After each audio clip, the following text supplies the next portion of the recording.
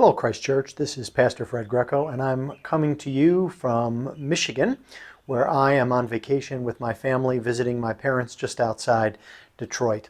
And I'm coming to you via video because I have some important news and an important update.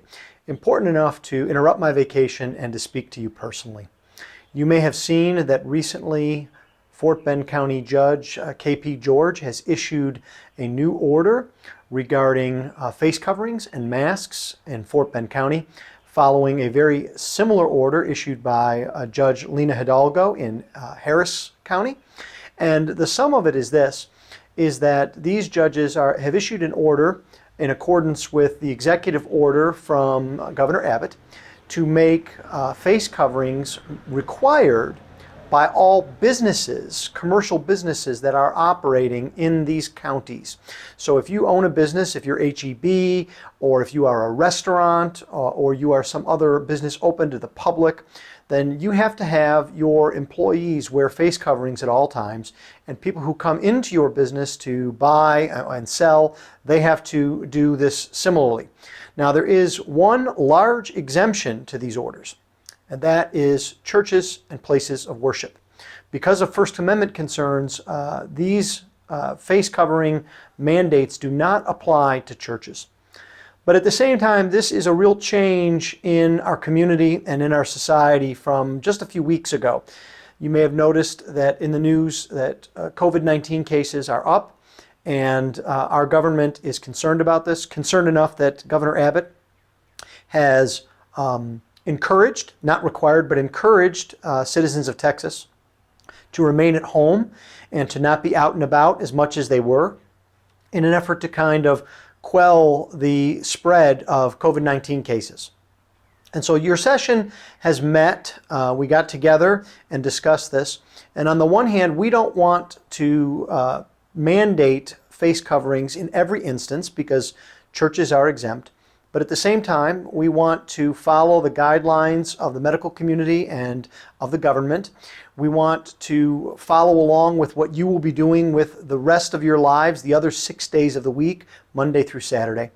And so we have come up with a plan, a new updated plan for our worship services on Sunday.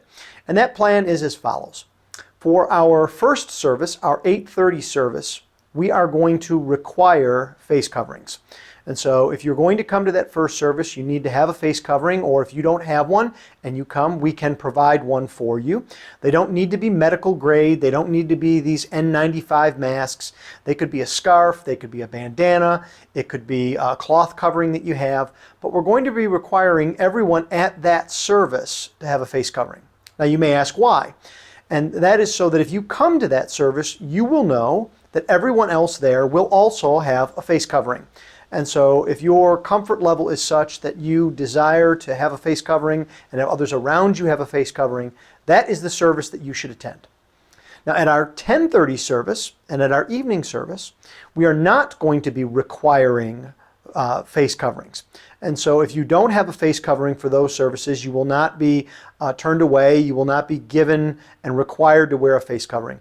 But at the same time, I want to encourage you that this is probably a good time to wear a face covering, because that's what is in the counties, in every other place other than church. And we don't know how long this will last. The orders are only for about the next week, but they could be extended. And we want to show ourselves as good citizens. We want to show ourselves as those who submit to the authorities under Romans 13. And there really is no danger to you in having a face covering. So especially as you're coming in and out from the 10:30 and the 6 p.m. services, it would be best if you had a face covering. But I would also advise you and encourage you to have a covering. Now, I won't be able to see you and I won't be able to participate because I'm going to be halfway across the country. But when I return, if the governmental authorities have the same orders in place, then I will be wearing a face covering as well. And so as those who are leading our worship are doing so, they will not cover as Pastor Wegener is preaching or as the scripture is being read, but when they're not leading from the pulpit, they will also be covering as well. And again, we're doing this not to cower before authorities, but we're doing it to show that we submit to the authorities that God has placed over us. and we do so without any real risk, without violating any constitutional rights that we have. We're still going to worship. We're not canceling worship. And so I want to encourage you to think of others. I want to encourage you to show grace and love others.